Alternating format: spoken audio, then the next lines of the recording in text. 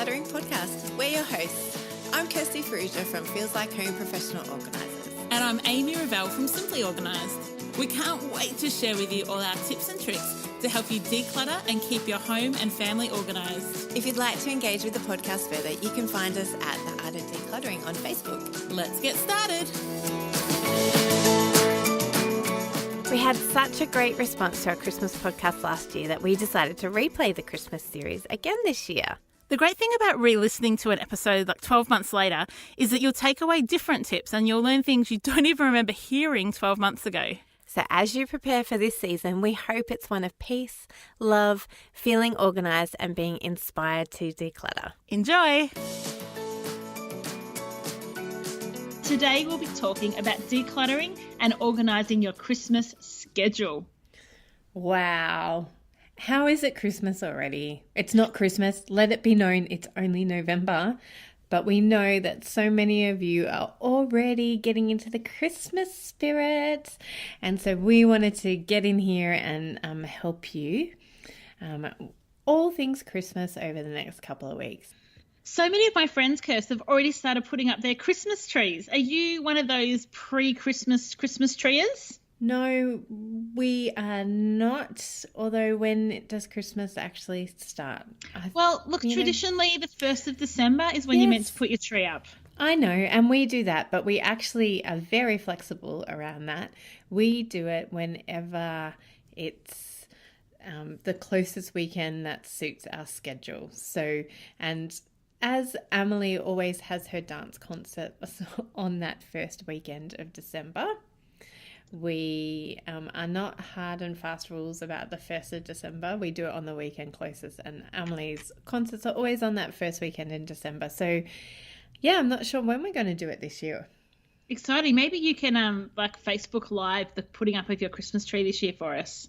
Maybe I could, although I think if my bah humbug husband might actually poo-poo the whole idea of a Christmas tree this year because we are actually going away on the 4th of December for 10 nights. You are not putting up a Christmas tree. That's ridiculous.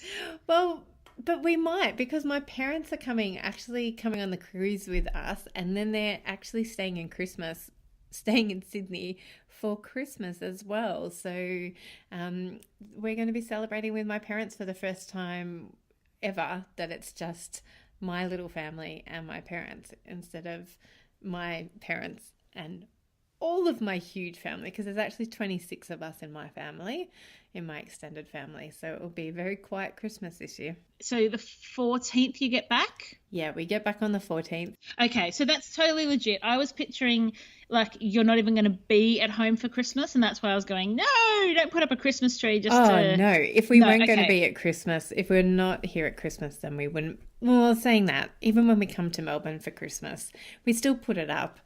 And then we take it down when we get home from Melbourne in January. Right. But it's just whether or not we put it up this weekend, which seems a bit early for my family who are quite like Oliver's walking around the stores. He must have heard me a little bit too much because I'm really quite passionate about December being Christmas. And okay, I can handle it halfway through November. But we saw so many decorations up before Halloween. Halloween? Yeah, Ollie was walking around the stores going, Mum, what are they doing? It hasn't even been Halloween. What are they thinking? That's a little opportunistic of the retail stores, isn't it? Oh, I think I saw some Christmas stuff in Woolies or Coles in September. That's ridiculous. Yeah, so I can tell by your tone that you two are a December Christmas person. Do you know what? I've always been a bit of a Grinch around Christmas.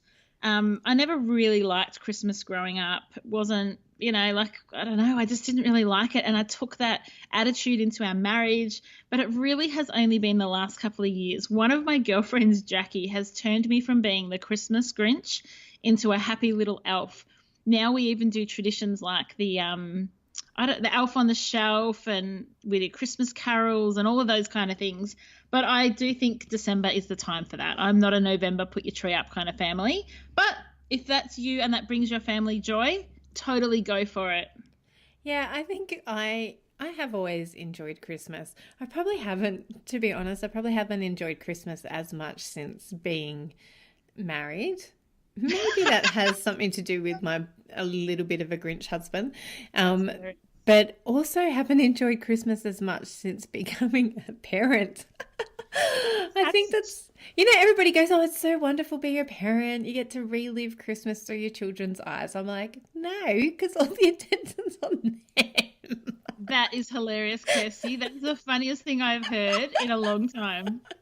So, yeah, but I am trying to be very intentional and thoughtful and engaged in Christmas because, particularly for you and I, it is a really significant time of year for our faith as well.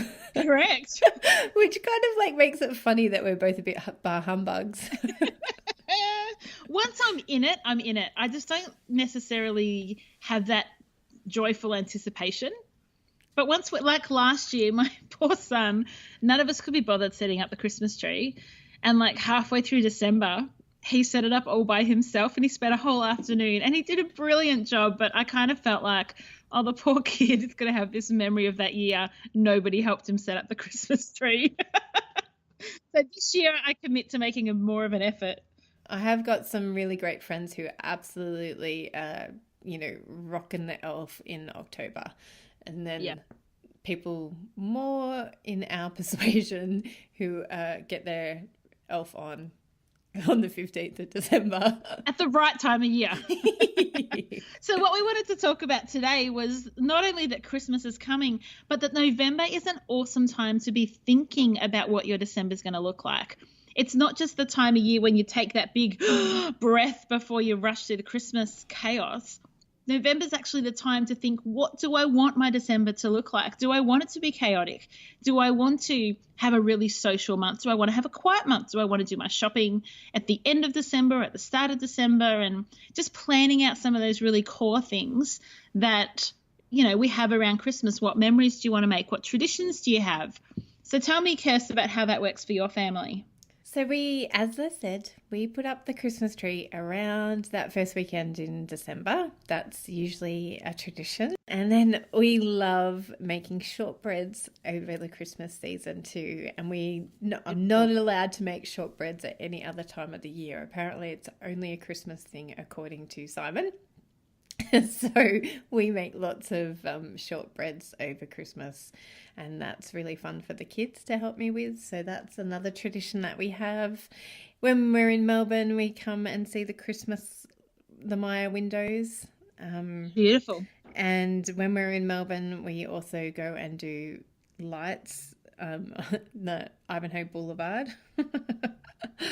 Oh, that's crazy. Yes, and then in Sydney, we will often take the kids out to do Christmas lights too and stay up late one night and go and see them. So I'm just That's trying beautiful. to think of any other... we have a few advent calendars around our home, and they're just pointing us to the reason for the season for our family, because that's important to our family. So we'll often read the Bible stories to the kids and just get them to be thinking about, for our family, what the reason for the season is. I love it. I love it. And for those who are wondering, the reason for the season is not the sales that come on Boxing Day. I'm pretty sure she's talking about Jesus. What about you, Amy? What are some of your traditions in your family? One thing that we really love in our family is having an intentionally slow December.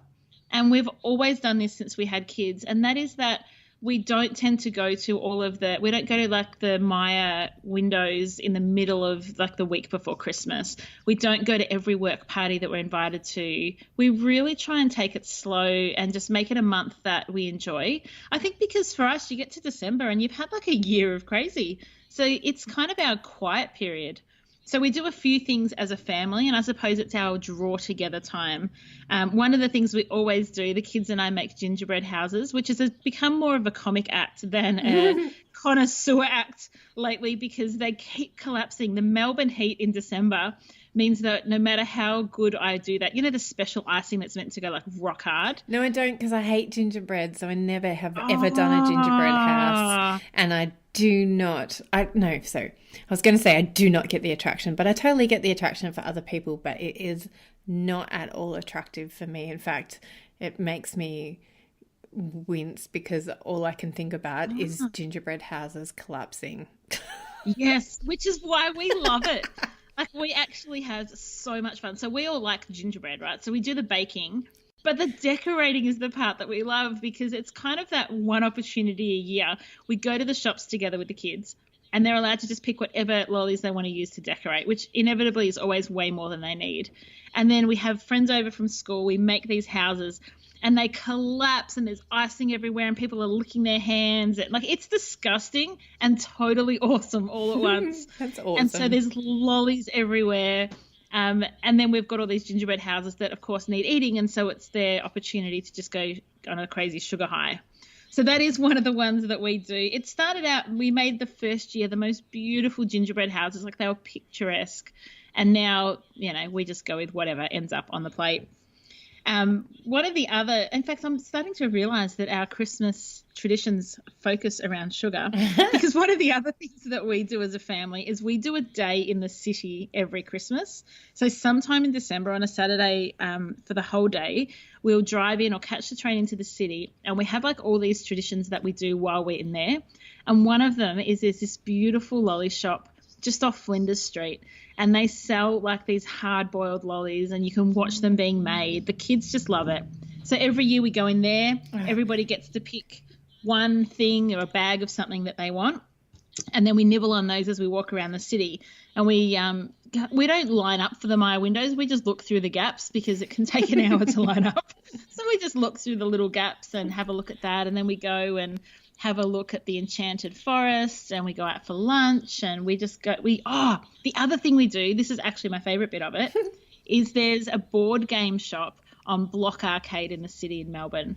And so every year our tradition is we go in there as a family. We love playing board games, and we buy a family game, a new one every year.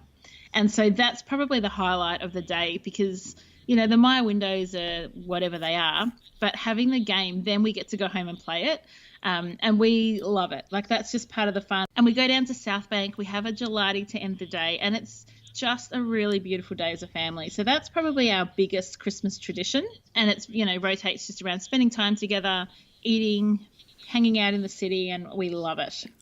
You just reminded me of my other thing that we do is that we sit down and watch the Christmas carols on Christmas Eve together. Oh, nice. Minus Simon. He won't do it. Is there a theme happening here? No, I can't hear any theme. No, Simon will watch it under duress, and he'll watch it while we're waiting for the kids to calm down and go to sleep, so that something else can happen, which we probably shouldn't mention on this podcast, just in case little people are listening with their parents. Correct. But that's what we tend to do while we watch the carols. We do the same thing, and it's usually assembling something.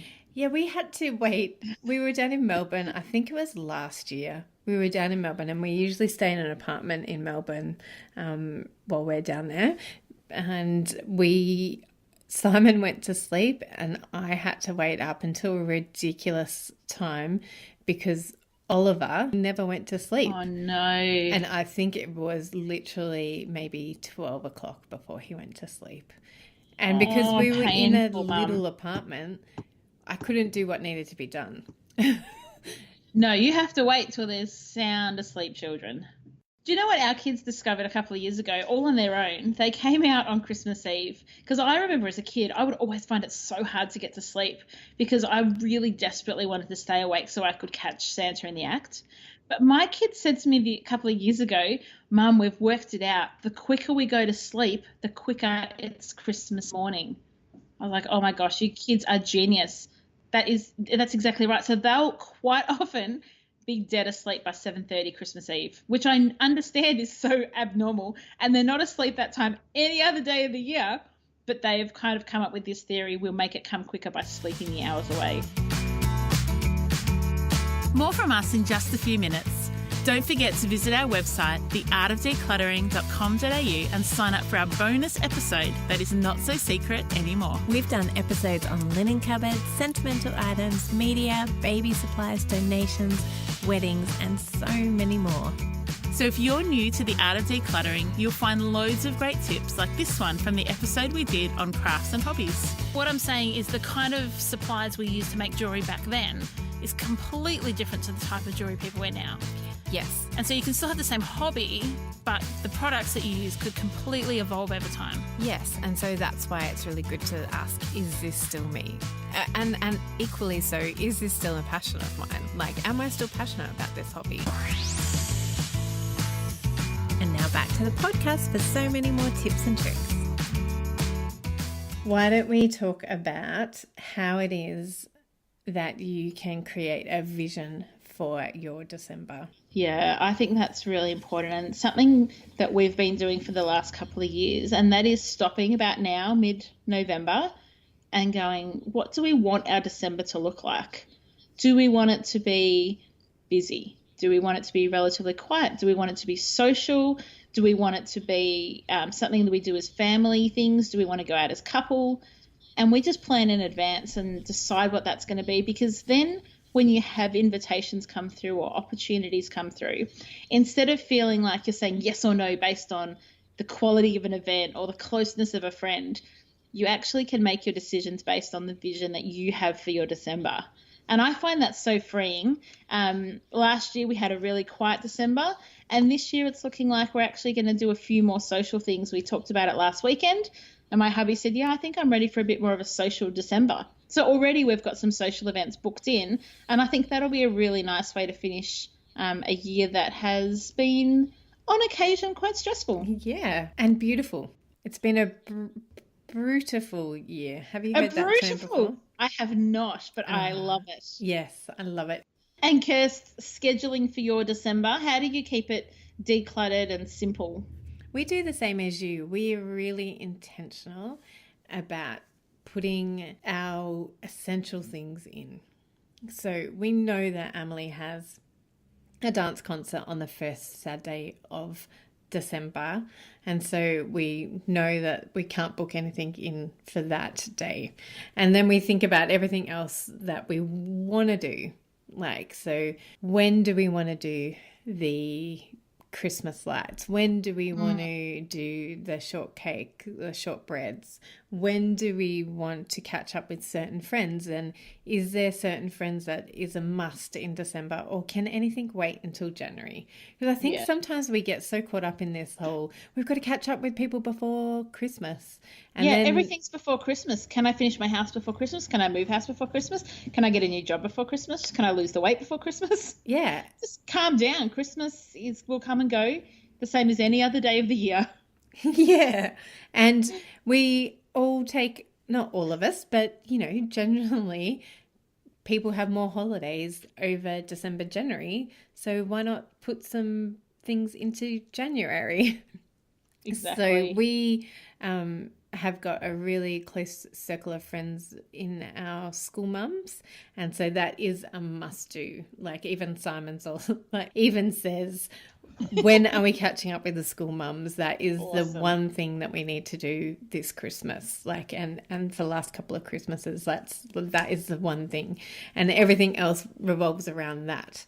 So we put in everything that we must do, and then decide on a case-by-case basis whether or not we're going to say yes to other things. So we've been invited to a few other things, and Simon's work puts on a kids' Christmas party.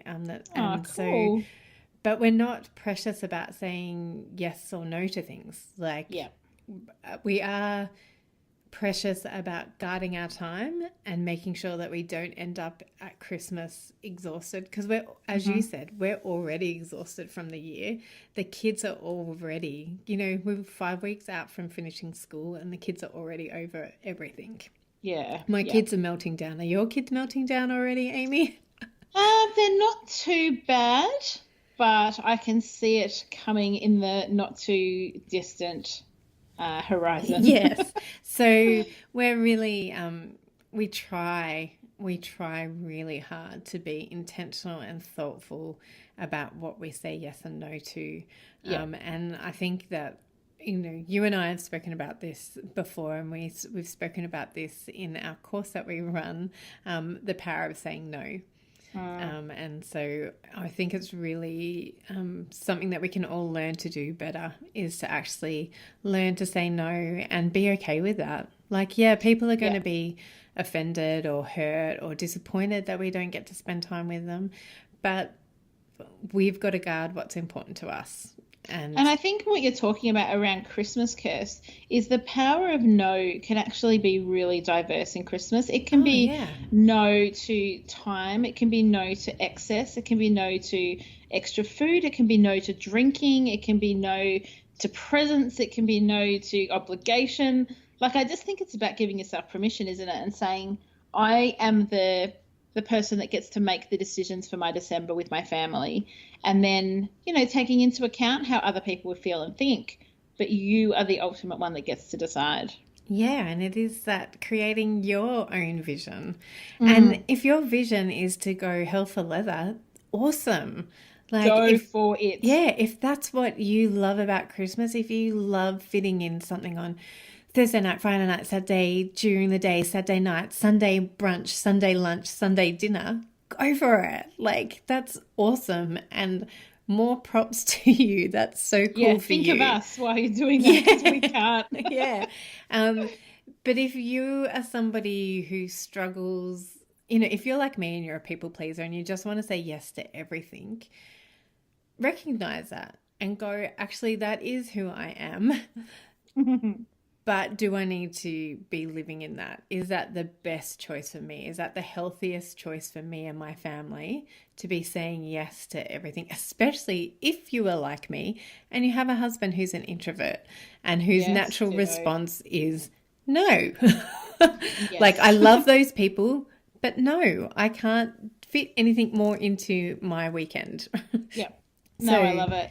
And I think, we're talking, it's obviously a podcast about decluttering, but when you're talking about the no's are you decluttering your schedule, decluttering your stress, decluttering your overwhelm. And so give yourself permission and then enjoy it, own it. Yeah. And so again, if Christmas season to you is all about hospitality and having people into your home, do it. If it is all about hospitality and seeing other people, then, think about other ways you can do that. And we are going to talk more about that in another episode, so I'll just leave it at that. Yeah, Kirst, can you tell our listeners what we'll be talking about next week in our Christmas series? Yeah, next week we are going to be talking about decluttering your decorations. Woohoo! This is a massive one. I love decluttering Christmas decorations with people. Totally love it. So we're going to have some fun. And then we are also going to be talking about Christmas gifts and how to have a minimalist or a decluttered Christmas gifts, and Christmas wrapping will be another one. And then another one will be Christmas functions and how you can have a decluttered Christmas function. Oh, I love that, Kirst. I'm so excited about our Christmas series. Yay! I know that our listeners and friends are going to enjoy it too. So maybe we should finish up this week and then they can have a week to remember and think and plan their December before we come back with some awesome ideas next week. Yay. I am really excited about this season. I am going to be very intentional and bring joy and receive joy in this season. So I will, no doubt next year I won't be such a Grinch. We'll work on it. Yeah. Have a great week, guys, and we'll speak to you next week. See ya. Thanks for joining us. If you've learnt something awesome today, do a friend a favour and share this episode so they too can learn the art of decluttering. You can find me, Amy, over at simplyorganised.net or on Facebook as Simply Organised PO. You can find me, Kirsty, over at feelslikehome.net.au or on Facebook as Feels Like Home PO. Don't forget, you can see the show notes in your podcast app or over at our website. theartofdecluttering.com.au. So if there's anything you want more info on, check it out there. If you love what you hear, we'd really appreciate you leaving a review on iTunes. We hope you've enjoyed listening and that you've learnt some tips to help you declutter and keep your home organised. If you'd like to join our supporter community, you can do so over at patreon.com/theartofdecluttering. We hope you have a great rest of your day and enjoy the freedom.